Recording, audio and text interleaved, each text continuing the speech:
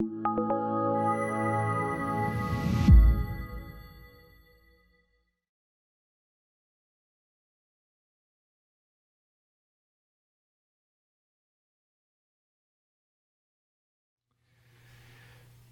16:1. When the Sabbath was passed, so the Sabbath is the Jewish phrase for what we in the West call our Saturday. So what we just had yesterday is the Jewish Sabbath. It's their last day of the week. They rest on that day. If you are an Orthodox Jew, you don't do any work. When we go to Israel, if we stay over a Sabbath, you will see all the Orthodox Jews, they don't do anything on that day. So this is 2,000 years ago. The Sabbath was their Saturday. And so Jesus has died on a Friday. Let me give you the background. Jesus died on a Friday evening. So if you were here for our Good Friday service, which we had in the gym, which where the children are this morning, we talked about the crucifixion of Jesus. So he died on Friday, 2 days ago on our time frame, was in the grave all day on the Sabbath, on Saturday, and he rose from the dead on Sunday morning, basically this morning, before you came to church. So that's what's going on in verse 1. When the Sabbath was passed, Mary Magdalene, Mary the mother of James, and Salome brought spices so that they might go anoint Jesus. So Jesus has been taken down from the cross, which we're going to look at, and his body's been washed, and he's been wrapped in burial cloths. That's what the Jews would do, like they'd kind of mummify you, and they would tuck spices in the wrappings, and they would anoint you with oil, because as your body started to decompose, when the family wanted to visit you in the tomb, they'd try to mask some of the decomp smell. So I want to make this point. They're not expecting Jesus to come back from the dead. They're expecting him to be dead, like stay dead, forever dead. So the women start to show up to the tomb thinking, we're going to put oil on Jesus' dead body because as he decomps, he's going to smell. Verse 2. And very early on the first day of the week, so our Sunday, when the sun had risen, they went to the tomb, and they were saying to one another, who will roll away the stone for us from the entrance of the tomb? So in Israel, if you were a rich man, there was a slab of stone. You would have guys chisel out a room inside of it, and you'd have a huge stone that would roll in front of it. And as the family died and was gathered into the room, they would have this huge stone that would keep out robbers. It would literally take like 6, 7, 8 guys, some of them, to move this stone away from the entrance of the tomb. So the women are going, who's going to move the stone for us? Verse 4, and looking up, they saw the stone had already been rolled back, and it was very large. And entering the tomb, they saw a young man sitting on the right side. So some of the other gospel writers tell us that it was an angel, looking like a young man, dressed in a white robe, and they were alarmed. And he said to them, do not be alarmed. You seek Jesus of Nazareth, who was crucified. He is risen. So in your Bible, underline that, highlight it. If you have an X-Acto knife, cut it out, eat it. And here's the reason I say that. Listen to me. You ready? Here's the reason I say that. If those 3 words are true, it should change your life. If those 3 words are not true, listen, if Jesus is not risen from the dead, then all of this is needless, what we're doing this morning. It's truly fake. It's just a show. But if Jesus is risen, if he is risen is true, you might not even believe it, but if that is true, then what we do in here has eternal value because we're talking about the risen Son of God. And if he is truly risen, he can change your life.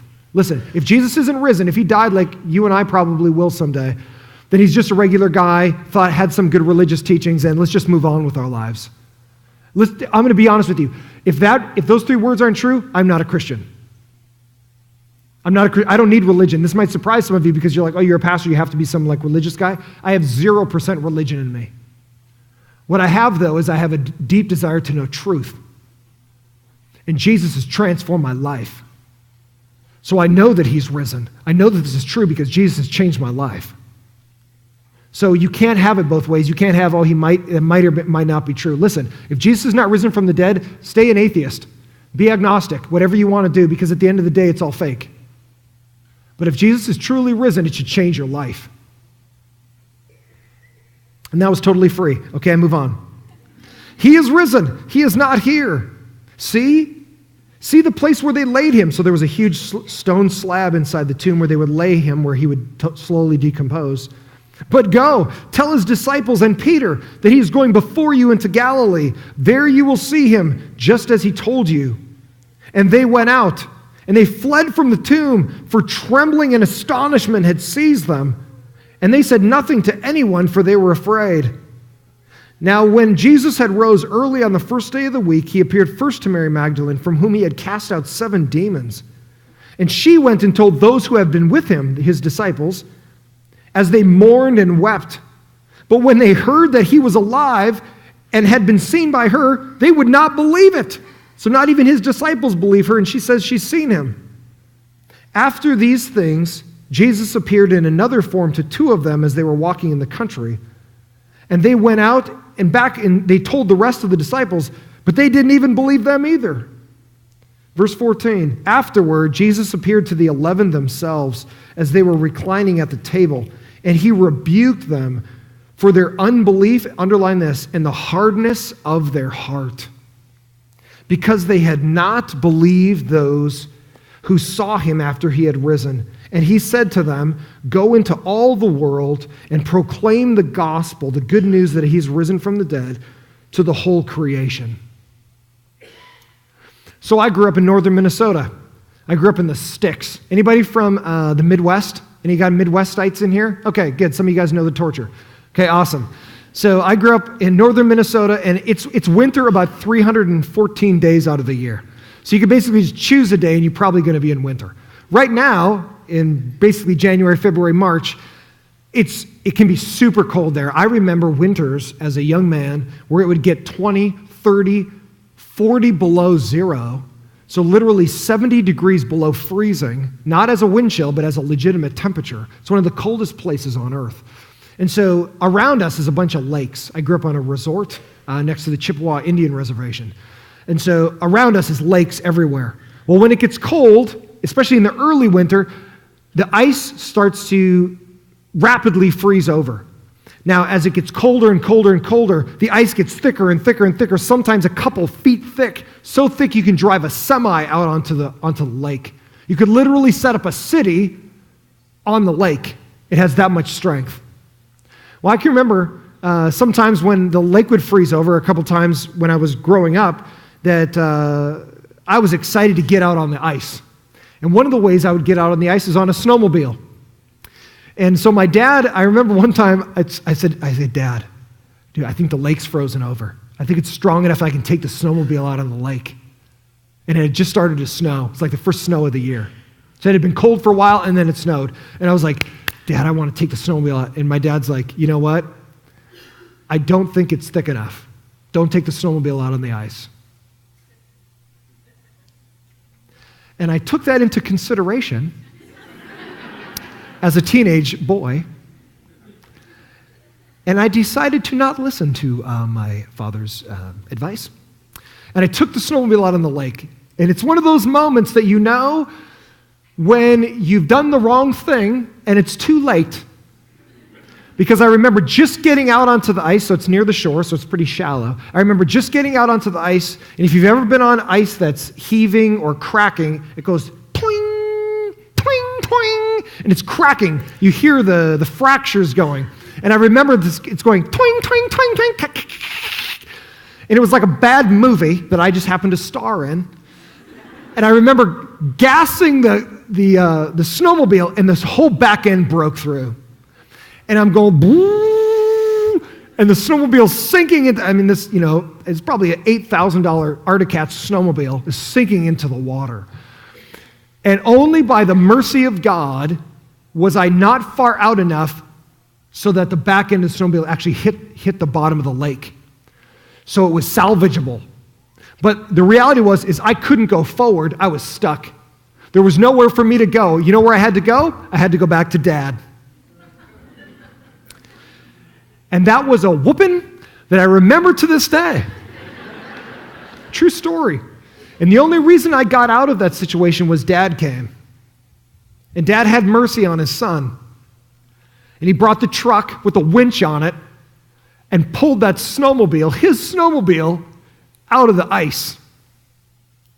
And what I realized at that moment was I was helpless. I had gone a place I shouldn't have gone. I got stuck in a place I shouldn't have gotten stuck. I didn't listen to advice I should have listened to. I went further than I should have gone, and somebody had to come get me. I couldn't help myself. I couldn't get it out myself. I was stuck. And what's interesting is today in the story, you and I are going to realize something about the disciples. That they now have seen Jesus die on the cross. They've given their lives to Jesus for 3 years. Now they've seen their leader die on the cross. And they don't think, just like you wouldn't think, that Jesus is actually going to die and come back from the dead. Though he's told them, I'm going to do that, they didn't have any hope that that was actually going to happen. And so this morning, I'm going to help you. I want to show you the love and grace and mercy of God when all of us get stuck in our lives. Because in some areas of your life, you're stuck this morning. You're stuck in a marriage that's not working out very well. You kind of feel like, man, we never move forward. We're kind of always stuck in this thing. You're stuck in your alcoholism. You're stuck in whatever, in the pills you're taking or whatever. And you're like, I just wish I could get out of this insanity in my life. Like it never gets better. I truly am stuck. I can't move forward. And I wonder if God can help me. Let's look at how God interacts with his own disciples when they're as stuck as a person can possibly be. Number one, on your notes, moving forward without Jesus. Moving forward without Jesus. So, let's take a look for a second at what life looks like if you don't follow Jesus. So, for many of us in this room, we're like, I'm not a Christian, I don't follow Jesus. Okay, so let me walk alongside of you for a few moments, because I didn't used to be a Christian either. There was a time in my life where I was like, not really interested, to tell you the honest truth. Or maybe you're here this morning and you're like, your wife just nagged you to bring the family to church or whatever, and you're like, okay, whatever, let's go. Get in the minivan. Let's head out. For many of us, this is kind of a thing we do, but it's not something we are. It's like a religious function we pull off, but I don't really even know if I even believe this stuff. I just to make my wife happy or my kids, or I don't want to feel like a loser parent, so I kind of do these things. Understand this, if Jesus isn't risen from the dead, all this is a show and it's nothing. I wouldn't be a Christian either if Jesus hasn't risen from the dead. And neither would his disciples, and that's what we're going to look at right now. Is there a way to move forward without Jesus in your life? And an answer might surprise you. The week before his crucifixion, Jesus had thousands of followers. The vast majority of them were non-committed, emotional admirers rather than believers. So if you have a YouTube channel or you have a lot of Twitter followers, Jesus, a week previous to his crucifixion, was the most popular man around. He was literally like Justin Bieber. Everybody was like, oh, I saw him. Jesus, Jesus! Ah, Jesus, Jesus.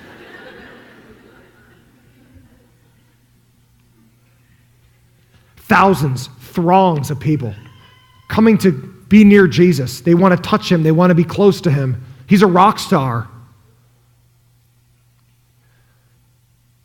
But now, at his crucifixion, you're going to be surprised possibly by what happens to all his followers. However, among this crowd, two guys, Joseph of Arimathea and Nicodemus, risked their lives and reputation to claim Jesus' dead body Friday evening to give Jesus a decent burial when neither Jesus' family nor disciples did. Wow, look at this. So here's a picture of what it would have been like to take Jesus off the cross. So Jesus has been whipped and tortured. If you were not here on Friday night, let me briefly tell you what a crucifixion is like. It's the most brutal thing that humans have ever done, have ever come up with to torture somebody. It's long-lasting, it's lingering. In fact, we have an English word called excruciating. Like if you're in a lot of pain, you have sciatica, you have a bad headache, and you go, how are you doing? I am in excruciating pain. That word is built out of two different words of ex cruce from the Latin, which means out of the cross or from the cross, ex cruce. And it comes from this idea that when you were crucified, they would strip you naked. It's a public. They strip you naked in public. They tie you to a post in public. And if they've sentenced you to die, they have guards that whip you until they're tired. They don't have to finish at any certain time. Some guys die at the post. But Jesus was whipped so severely he couldn't even carry his own cross very far. So they take the condemned man, whipped and naked, humiliated, outside to where everybody's gathered outside the city gate, and they crucify you. And they run spikes through your wrist, where the hole in between your the bones that run this way to allow your wrist to flex. They run spikes through here to hold your body weight up. And they would nail you to a piece of wood. They'd throw you in the dirt and nail you to a piece of wood here, and then they would pick you up, and they would set you on top of a post that they've already driven in the ground.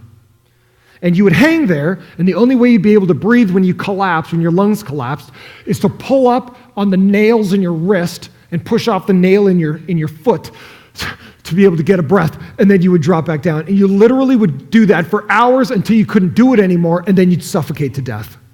And during that time, people can walk by and poke, they could stab you, they can spit on you. You're hanging there low enough where people walk by and go, "What'd you do?" You can be mocked. It's the absolute worst way to die that humans have ever come up with. And this is what happens to Jesus. And here's the reason I tell you that. Because Jesus was publicly executed. If you're publicly executed, it means this. It means that Rome wants you dead. What that also means is family, like if you have a son that gets sentenced to death and they execute your son, many times families didn't go get their sons. They hardly ever executed women in this fashion because it was so brutal. It was almost exclusively men. And if you had a son that died, oftentimes family wouldn't even go get him because they don't even want to be associated with him because they don't want Rome to go, "Oh, you supported that guy, right?" Because the worst of all worlds is your son goes to get crucified, you go to get him, and they go, "Oh, you're connected to him? Well, you go up too." So oftentimes what would happen is they'd just let the Romans take the body, and the Romans, if nobody came to claim the body, they just chuck him in the dump. So understand, when Jesus is crucified, everybody's scared. His disciples vaporize. All this crowd that's like, "You're the best," they're like, "I don't even know who he is." Two guys go to get Jesus' body, Joseph of Arimathea and Nicodemus. Look at John 19, 38 and 40. It's here on the screen if you want to read it with me. After these things, Joseph of Arimathea, who was a disciple of Jesus, but secretly, for fear of the Jews, asked Pilate, who was the Roman leader over Israel at that time, that he might take away the body of Jesus, and Pilate gave him permission. So he came and took away his body. Nicodemus also, who earlier had come to Jesus by night, came bringing a mixture of myrrh and aloes, about 75 pounds in weight. So they took the body of Jesus and bound it in linen cloths with spices, as is the burial custom of the Jews. So I want to make this point to you, friends. Ready? Nobody thought Jesus was coming back from the dead.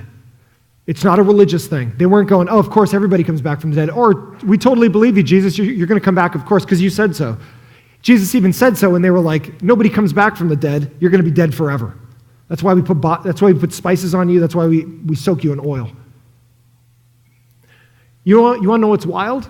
Is not even Mary, the mother of Jesus, shows up for her own son. You know Peter, Studley Peter, his disciple? "I'm not going to deny you. I'll never deny you." He doesn't even show up. Not one disciple shows up out of the 12.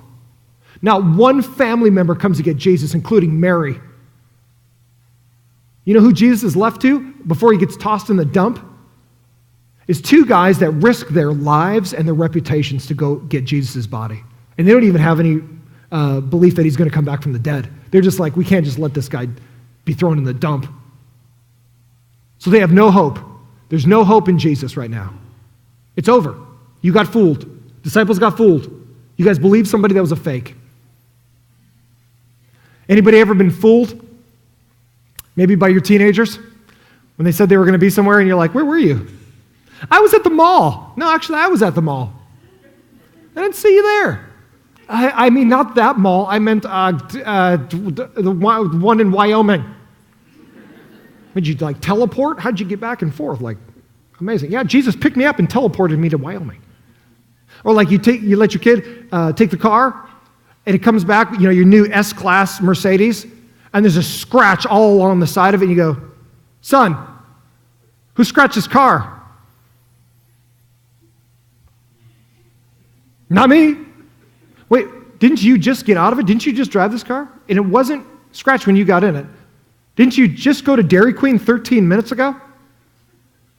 I don't know. No, I think you know. It's like you and I can be lied to. You and I can be manipulated. You and I can get stuck with people who don't have our best at heart. So sometimes it's our fault because we have stuck ourselves, and sometimes we allow other people to speak into our lives, that business partners, family members have taken advantage of us, and we're stuck financially, relationally, sexually. We feel dirty and down, and we go, I can't get out of this spot. Guess what? You're in good company, because it's exactly how the disciples felt. We got fooled. We got juiced. It's over. I wasted my life following a fraud. The true value of something is what someone is willing to give for it. Wow. Listen, here's how you know if what's something in your life has value. You know how you know what has value in your life? Is what you're willing to pay for it. Anybody remember the Nokia flip phones? I think they're like classics now on like eBay or whatever. But I remember when back in like 1948 or whatever, when those Nokia flip phones first came out, however long ago it's been. And I remember those things, it was the hot thing. Oh my gosh, dude, you're not going to believe it. You can walk uncorded. You're not even tied to a wall. You can walk around without a cord. Anybody remember the cords? That your phone was stuck to a wall? Like, my son will never know what it was like to have one of those cords that went like 100 miles long and kept unbinding or whatever. You had to like walk outside to get away from your parents to talk on the phone. Well, when the Nokia flip phones came out, man, it was the hot rage. People were dropping thousands of dollars to get these Nokia flip phones that now, today, you can't even give them away. And here's the thing. It's like in business or in real estate, you can say, this piece of land's worth $1 million, but if somebody's not going to give you $1 million for it, it's not worth $1 million. The land will be, if somebody will only give you $10 for this piece of land, it's only worth $10. It's only worth what the market will hold. So here's the reality, ready? You know who Jesus was to Nicodemus and Joseph of Arimathea? He was their life. And they were willing to risk their lives to take Jesus down and give him a decent burial. And I sometimes wonder about us. When we say, I love God or I love Jesus, at what level are you ready to go, I'm out? Because only truly a disciple is known by what you're willing to give in the value of what you're getting. So if Jesus is everything to you, do we really give our all to God? Because what I love about these two guys is they did that when no one else did. By Saturday evening, all of Jesus' family, friends, and followers know their lives are now empty without Jesus, a life without faith, hope, or love. Life isn't about if you have faith, but rather who you have faith in. Ready? Connect with me. You have a choice every day. Here's how you might say, I'm not a person of faith. Yeah, you are. Just by saying that phrase, you have faith that what you're saying about your life not having faith, you're having faith in it. You have faith in three ways. Even if you say, I don't have faith, you have faith because you're having faith in yourself. You have faith in self, which the problem with having faith in self is you don't even know what's going to happen when you walk out that door. You can't even trust your own mind. Sometimes you even fail your own standards. How in the world can you say, I have faith in myself? I can tell you this, Oprah's wrong. You don't need to look inside to find peace and hope. You know where you need to look is outside. It comes from God. Listen, if self-help books could help self, they wouldn't have to keep on being made. Self-help books fail because you can't help yourself. There's never a point where you go, okay, now I'm good. Now I'm like God. I know all things. I got my own good. You can't even have faith in yourself because you can't even trust yourself. So the other thing is, okay, I can't really trust myself. That's true. ultimately, who else can I trust? Who else can I have faith in? It's other people. Do I allow other people to speak into my life? Well, understand this. Those people can't even trust themselves. So why, if they can't have faith in themselves, would you allow other people to speak into your life ultimately? In other words, if you can't have faith in yourself and you really can't have faith in other people long term, ultimately, then who else is there to have faith in? It's God. If you can't trust self and you can't trust others ultimately, then you've got to learn to trust God. That there might be things you don't know that God's doing in your life that you have to learn to trust Him to move forward.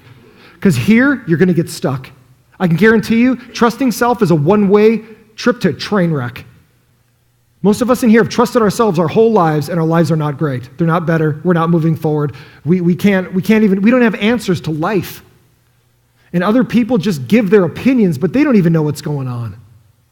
So who do we trust? We have to trust God. Why? Because He loves everybody in the world, and He knows all things. So Joseph of Arimathea and Nicodemus trust Jesus. Though He's died, they have given their all to Him. There is no forward in life without faith in God. Listen, I'm going to help you this morning.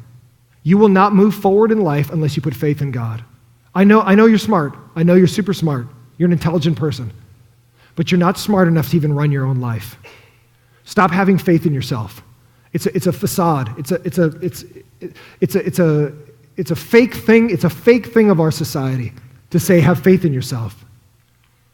I want you to think highly of yourself, but only because of what God's doing in your life. So number one, moving forward without Jesus is depressing. Number two, moving forward into a miracle. So now I'm going to help. Ready?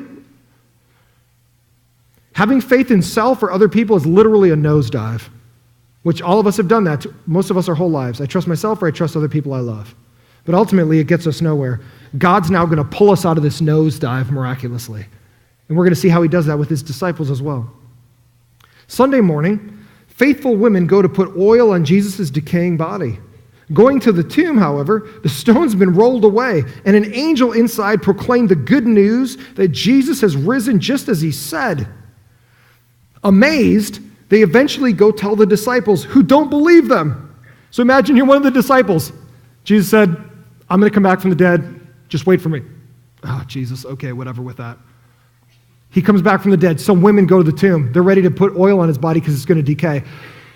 They can't believe it. He's actually risen from the dead. They run back and tell the 11 disciples, Jesus' original 11 disciples, He's back from the dead. You know what they do? Whatever.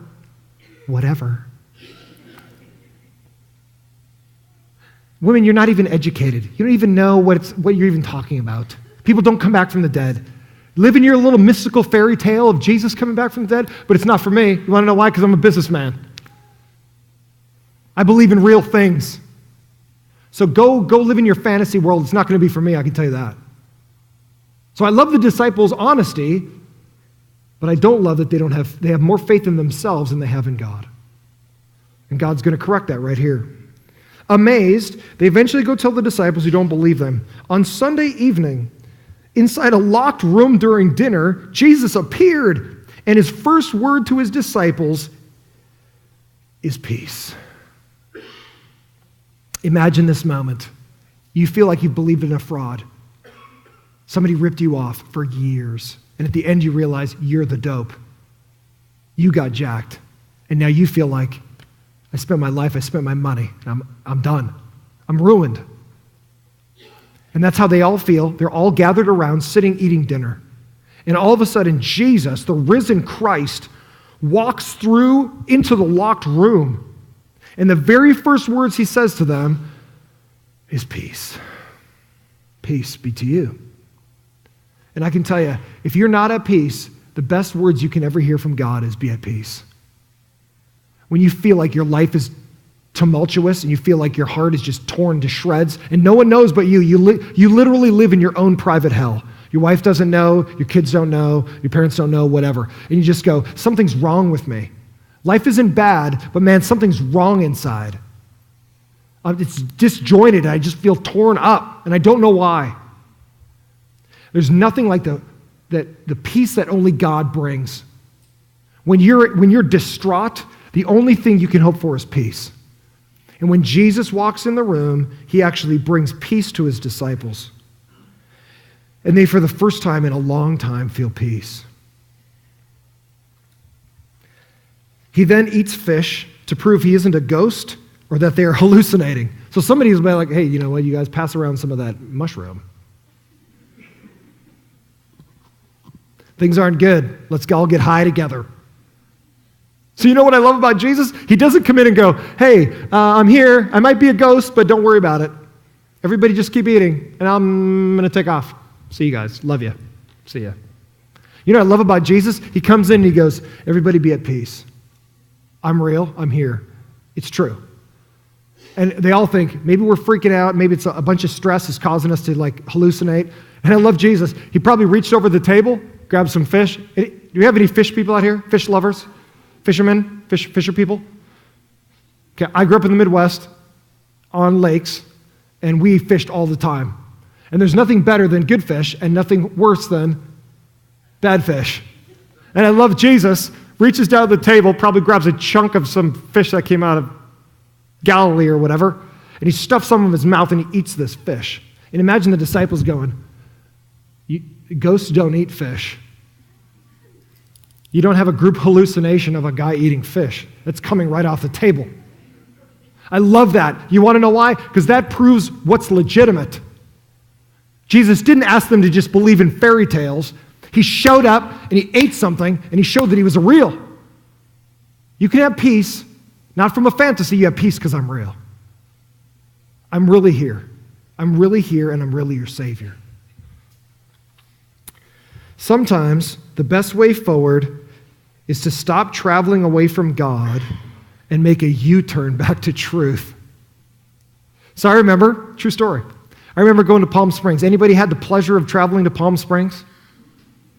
Okay, so there's a stretch of Palm Springs. It's where all the billboards are that tell you you're in hell, that tell you you're going to be hitting golf courses and all kinds of stuff. It's a stretch of no man's land. And I remember driving through there. I was going to speak at something in Palm Springs. And so I'm headed, I've never been there. I'd never been to the place I was going to be. I was like a hotel or something. And I remember driving there, and I'm clipping along at a leisurely pace, I'm sure. I remember driving, and all of a sudden the GPS starts going like this. At your earliest convenience, make a U-turn. Drive a little bit forward. At your earliest convenience, make a U-turn. At your earliest convenience, make a U-turn. At your earliest convenience, make a U-turn. I remember looking at the thing going, God, just shut up. I know where I'm going. I'm not even to where I'm supposed to be yet. Why? What the heck's wrong with this stupid GPS? Who put that satellite up there? And I remember miles after miles, the GPS is going, at your earliest convenience, make a U-turn. I'm like, that piece of junk. What's wrong with this thing? It got to the point I turned the volume off. So now it's just showing me on the screen, at your earliest convenience, make a U-turn. I put in like 15 miles on that stretch of road heading to Palm Springs where I thought I was going, but guess what? I had missed the turnoff about 10, 12 miles back.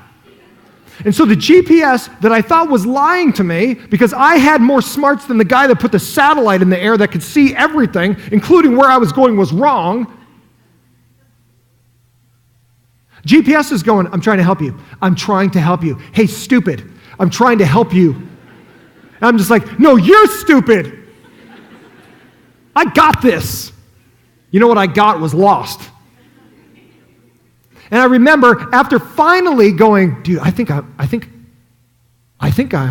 lost. And I remember sitting in my car, putting my foot on the brake, slowing down, and finally I came to a stop so I could make a U-turn onto the other freeway going the other way.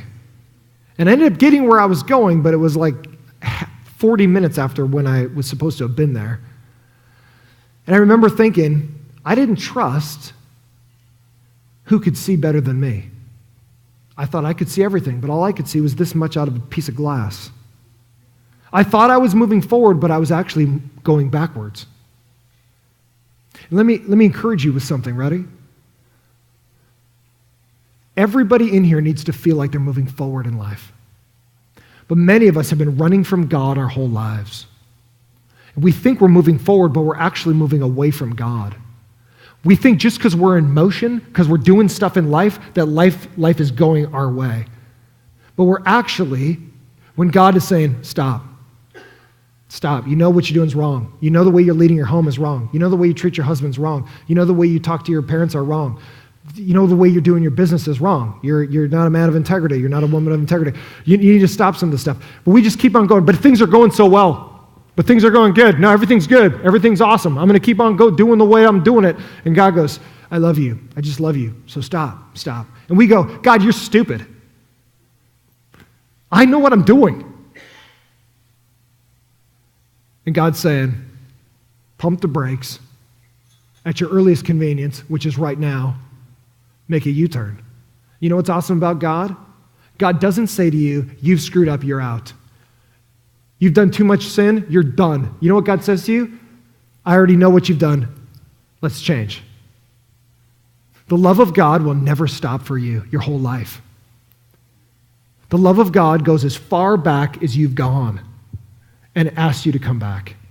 Many of us knew Jesus. We loved God when we were in junior high, or we were in high school, or we were in college. And then all of a sudden you got married, you have a couple kids, you start your career out, and things that were important to you before now kind of seem like not important anymore. And now all of a sudden we get to be middle-aged, some of us, and we just kind of go, dude, I've kind of done everything I wanted to do, and it's just not fulfilling. I mean, I don't even know what I'm supposed to be doing. And God's been going for years. Let's go. Put the brakes on. Come back. God allows U-turns. But it's us that's so stubborn and arrogant, we go, that's not for me. But God goes, come on. I got a better life than even the one you're living now. But you got to do it my way. Because you get to choose who's God in your life. It's either you, what other people are in your life, or God himself. Somebody's God. Somebody's God in your life. You, other people, or him. And how you know who God is who you listen to. Who makes the calls in your life? You, other people, God. That's how you know. It's not hard. And now the disciples in this story are finally, they see the risen Jesus, and they now have gone from total despair. We've followed a fraud. God allows them to make a U-turn. He doesn't rebuke them he doesn't toss them out and say, I'm not going to use any of you anymore. He goes, you should have listened to me, but now let's do something amazing. See the truth, make a U-turn. God allows U-turns. Don't leave this place not knowing that God loves you and that he wants your life to change. Lastly, moving forward with faith. So once we've made a U-turn, how do we move forward in faith? Not present at the first dinner, Thomas, one of the disciples, claimed he will never believe unless he can feel the crucifixion wounds. Well, 8 days later, Jesus appeared, and he makes the ultimate disciple declaration that Jesus is Lord and God. The risen Jesus would transform these 11 faithless men into bold proclaimers of life in Christ, giving hope to billions around the world. Jesus transforms lives. Isn't that beautiful? You know what was sad to me is I grew up in the sciences, so my dad was a biology teacher. I grew up loving science and philosophy. And we, as a world and as a community of the physics community, lost one of the greatest theoretical physicists in the history of the physics, in Stephen Hawking. And I remember I had learned so much from him. And I remember reading his books, and I remember just going, this is a guy that's well thought out. His IQ's off the charts, one of the smartest men on the planet. And I remembered going, why, when you're so intelligent, would you also hate God? Stephen hated God. He thought God was a myth. And so his whole life, he rejected God. And I knew some of the guys that tried to reach out to Stephen through his 2 divorces and his marriages, and he kind of had a train wreck of a personal life in a lot of respects that the media doesn't talk about. But a lot of guys were trying to reach him for years at Cambridge and in Europe. And he always mocked Christians. He mocked God. If he was up here in his wheelchair right now, he'd mock me. And you know, it was odd for a theoretical physicist who views the world, he couldn't see God. You know what was bizarre is, you know how Stephen thought that life got on earth? That aliens dropped us off.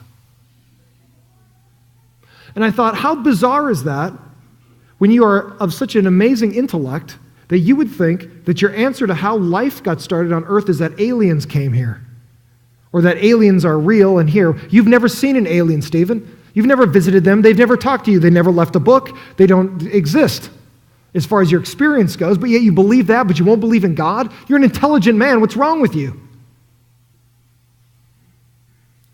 What's wrong is not the intellect. What's wrong is the heart. He would say humanity is slime that's evolved. So I kind of laughed when people said he was a humanitarian. He thought humans were slime on an unspecial planet. But yet God speaks to the fact that you are special and that there's a true God and he loves you truly. So this morning I want you to close this service by soberly thinking about your life. When you leave here, I want you to know how much God loves you, that this church loves you. We exist because we love you.